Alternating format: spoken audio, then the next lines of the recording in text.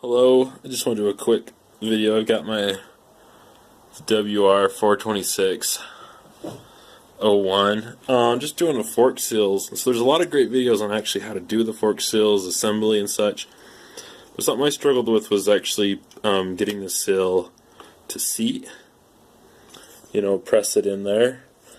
So what I did is I was pretty tempted to actually buy a driver, but so what I figured out, though, I actually took my fork over to local hardware and I figured out that a 1.5 inch fitting, like not the pipe, but actually, let me check my receipt, 1.5 inch fittings work perfectly. You can just cut a slit, put it on there, then I have like a hammer,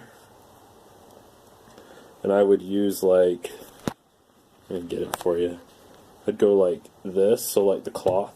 I didn't want to scratch my fork seal. I'd go like this. I actually had to tap pretty hard around it. So I just cut like this was a coupling. And then I just kind of went around just with a jigsaw. And so a 1.5 inch coupling was like the perfect. It was amazing how perfect it was. It didn't damage the spring that's in there.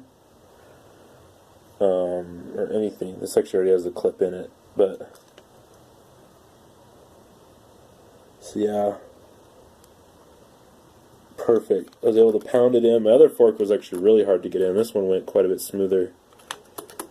But yeah, a 1.5 inch coupling, a little hammer. Then you don't have to use your dust seal, your brand new dust seal, to drive that in like a lot of people are doing. So there's just a little tip. Thanks for watching. Bye.